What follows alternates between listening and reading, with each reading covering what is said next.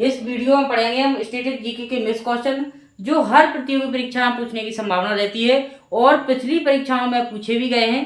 तो आइए शुरू करते हैं हम कि पहला क्वेश्चन दिया है इसमें कि कौन सा वृद्धि रोधक हार्मोन है। तो हार्मोन का सीक्रेशन मानव में भी होता है और पौधों में भी होता है जो विभिन्न कार्य में मदद करते हैं। पहला क्वेश्चन इसमें दिया था कि अपना वृद्धि रोधक हार्मोन कौन सा है। तो वृद्धि रोधक हार्मोन है अपना एब्सिसिक अम्ल है। कौन सा है? एब्सिसिक अम्ल है, जिसको हम क्या बोलते हैं? वृद्धि रोधक। क्या बोलते हैं? वृद्धि रोधक हार्मोन। अब एथिलीन के बारे में बात करें तो एथिलीन क्या करता है? फलों को पकाने में मदद करता है। किसको? फलों को पकाने में सहायक, जो गैस के रूप में यूज होता है। जैसे यदि किसी पौधे में फल पकने की जो प्रक्रिया होती है वो किसके द्वारा होती है? एथिलीन के द्वारा होती है। अब इसमें जिबरेलिन है, इसका काम क्या है? पौधे की लंबाई को बढ़ाना। क्या करना? पौधों को लंबा करना और फूल को बनाना। मतलब जो फूल बनाने की प्रक्रिया होती है, फूल को बनाना, यानी पौधे में जो फूल का निर्माण होता है वो किस हार्मोन के कारण होता है? जिबरेलिन के। यानी जिबरेलिन हार्मोन पौधे को प्रेरित करता है फूल बनाने के लिए। और फलों को पकाने में कौन वो प्रेरित करता है? तो वो है अपना कौन सा? एथिलीन है। कई बार ऐसे क्वेश्चन पूछा गया है कि फलों में पकाने के लिए कौन सा हार्मोन सहायक है, तो वो अपना कौन सा है? एथिलीन है। फूल बनाने में कौन सा सहायक है? तो वो अपना जिबरेलिन है। अब ऑक्सिन के बारे में पढ़ना है तो ऑक्सिन का काम क्या होता है? वृद्धि को कंट्रोल करना, वृद्धि को नियंत्रित करना। क्या करना? नियंत्रित। तो इस क्वेश्चन में हमने हार्मोन के बारे में पढ़ा है। एब्सिसिक अम्ल का कार्य क्या है? वृद्धि रोधक, यानी वृद्धि को रोकना। और एथिलीन का कार्य क्या है? फलों को पकाने में मदद करना। और इसमें जो फूलों को बनाने की जो प्रोसेस होती है वो कौन सा हार्मोन हेल्प करता है? तो वो जिबरेलिन करता है। ऑक्सिन क्या काम करता है? जो वृद्धि ग्रोथ होती है पौधे की उसको कंट्रोल करने में मदद करता है। इस प्रकार हमने इसमें हार्मोन के बारे में पढ़ा इस क्वेश्चन में। तो इस क्वेश्चन का राइट आंसर हो जाएगा अपना चौथा, एब्सिसिक अम्ल कौन सा हार्मोन है? वृद्धि रोधक हार्मोन है। अगला क्वेश्चन दिया है इसमें कि खाने का जो सोडा है, खाने के सोडे का रासायनिक सूत्र क्या है? तो खाने का जो सोडा है उसका रासायनिक सूत्र है NaHCO3। NaHCO3 इसका नाम क्या है? सोडियम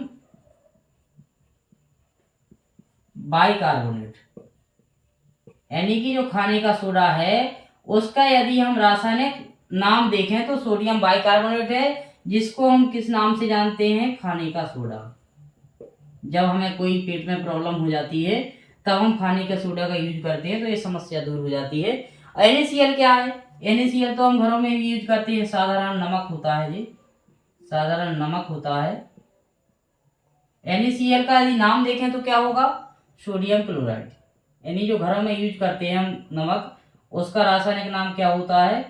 सोडियम क्लोराइड होता है, जो जिससे हमें आयोडीन मिलता है। NaOH इसका नाम क्या है? Sodium hydroxide. Sodium hydroxide. अब इसमें बात करें कि जो सोडियम हाइड्रोक्साइड होता है उसको हम किस नाम से और जानते हैं? Caustic soda. कौन सा सोडा? कास्टिक सोडा के नाम से जानते हैं। और जो नेक्स्ट दिया है Na2CO3 और .10H2O, इसका नाम क्या है? Sodium carbonate. क्या नाम है? Sodium carbonate. इसको हम धावन सोडा के नाम से जानते हैं। धोने का सोडा, धावन सोडा बोले या फिर धोने का सोडा बोले, बात एक ही है।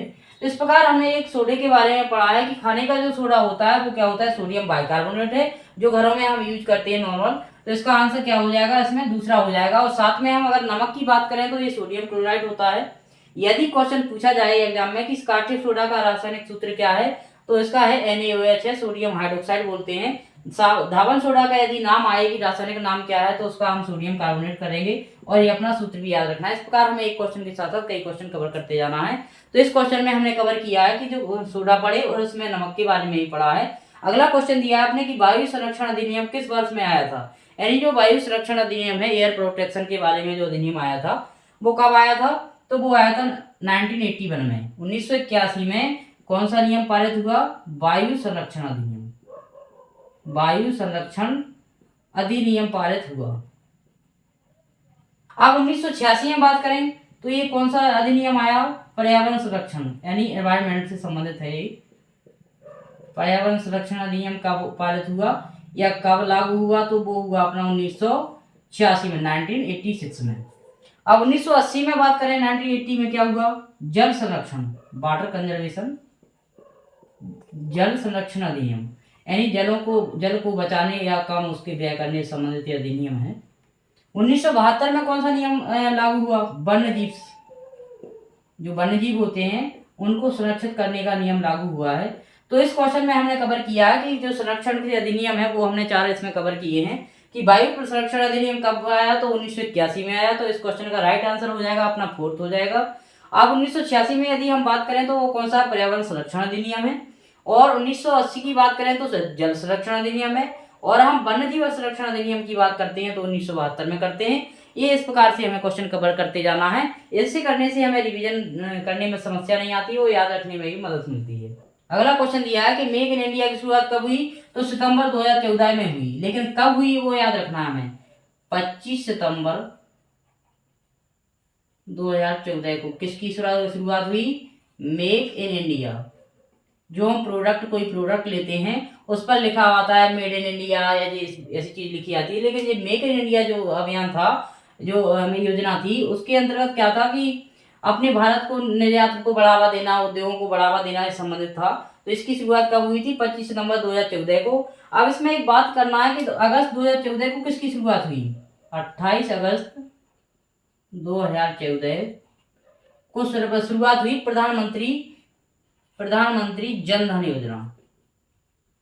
प्रधानमंत्री जन धन योजना की शुरुआत कब हुई, 28 अगस्त 2014 को हुई। जिसका उद्देश्य क्या था, प्रधानमंत्री जो जन धन योजना थी उसका उद्देश्य ये था कि जैसे जो गरीब लोग हैं उनके अकाउंट होना चाहिए बैंक में और बचत सेविंग करना सीखें। तो ये उसमें उद्देश्य था, 0 बैलेंस पर ये खाता खोला गया था। तो अभी भी अकाउंट ये खोले गए हैं, जो कमजोर वर्ग हैं उसके लिए अकाउंट खोलने से संबंधित योजना थी, जिसमें 0 बैंक बैलेंस पर आधारित, ये मतलब बैंक से जोड़ने का मुख्य उद्देश्य ये था।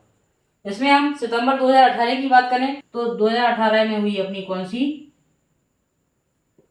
आयुष्मान भारत। कौन सी, आयुष्मान भारत, या फिर हम बात करें आयुष्मान कार्ड से संबंधित है। ये 2018 में लागू किया गया था इसको। इसका उद्देश्य क्या था कि जो गरीब लोग हैं या आयुष्मान कार्ड के अंतर्गत इसमें होता है 5 लाख का इलाज होता है हर साल। तो इसका उद्देश्य ये था कि मतलब कोई भी व्यक्ति बीमार ना रहे और स्वस्थ रहे सभी। अब अगस्त 2019 में कौन सा नियम लाया है, जल जीवन मिशन। ये कब लागू हुआ, 15 अगस्त 2019 को, जल जीवन मिशन। इसका उद्देश्य क्या था कि 2024 तक हर घर में नल हो और हर घर में पानी की व्यवस्था हो। तो इसका टारगेट यही था कि 2024 तक नल, हर घर में नल होना चाहिए। तो इस प्रकार हम क्वेश्चन को एक बार रिवीजन करते हैं और कितने क्वेश्चन हम कवर कर सकते हैं वो भी देखेंगे इसमें, कि इसमें तो हमने ऑप्शन में 4 ही पढ़े, लेकिन 4 के अंतर्गत और कितने कवर कर सकते हैं वो भी पढ़ेंगे हम, कि कौन सा वृद्धि रोधक हार्मोन है, एफसीसी अम्ल। वृद्धि को कंट्रोल कौन करता है, ऑक्सीजन करता है। फूलों को बनाना की मदद कौन करता है, जिबरेलिन। फूलों को पकाने में कौन मदद करता है, एथिलीन। और खाने के सोडे का सूत्र हम याद रखेंगे कि NaHCO3 है, जिसका नाम हम जानते हैं सोडियम बाइकार्बोनेट है, और खाने का सोडा इसको बोलते हैं। यदि हम बात करें NaOH की तो ये क्या है, सोडियम हाइड्रोक्साइड है, इसका नाम बोलते हैं वहाँ कास्टिक सोडा।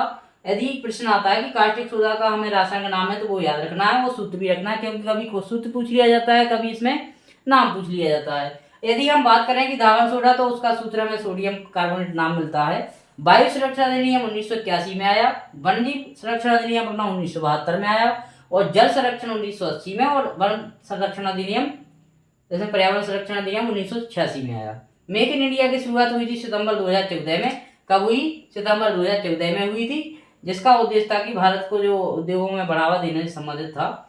तो इस प्रकार हमें याद रखना है, आयुष्मान भारत योजना जिसमें 5 लाख का इलाज फ्री होता है। जल जीवन का मिशन का उद्देश्य 2024 तक हर घर में नल हो और हर घर में जल हो, इस प्रकार का इसका उद्देश्य था। इस प्रकार अपना 5वां प्रश्न दिया है, समावेशी विकास किस पंचवर्षीय योजना का उद्देश्य था। तो वो कौन सी योजना का उद्देश्य था, 11वीं पंचवर्षीय योजना का था। अब जो 11वीं पंचवर्षीय योजना थी वो कब से कब तक थी, 2007 से लेकर 2012 तक थी। तो इस क्वेश्चन का आंसर हो जाएगा अपना तीसरा। अगला क्वेश्चन दिया है कि योजना अवकाश किस अवधि को माना जाता है। तो योजना अवकाश हम मानते हैं 1966-69 को मानते हैं योजना अवकाश से संबंधित। अगला क्वेश्चन दिया है, अंतरराष्ट्रीय चावल अनुसंधान केंद्र कहाँ स्थित है। तो अंतरराष्ट्रीय चावल अनुसंधान केंद्र हमें कहाँ देखने को मिलेगा, फिलीपींस देश में हमें देखने को मिलेगा। इस प्रकार से हमें क्वेश्चन करना है इसमें और अतिरिक्त क्वेश्चन करना है। यदि आप पिछली क्लासों को देखना चाहते हैं तो हमारे प्लेलिस्ट में जाकर देख सकते हैं स्टैटिक जीके की क्लास, जिसमें एक क्वेश्चन के साथ साथ कई क्वेश्चन समझ सकते हैं। यदि आपको हमारा वीडियो अच्छा लगा तो कमेंट करें, शेयर करें और चैनल को सब्सक्राइब करें, बेल आइकन दबाएं।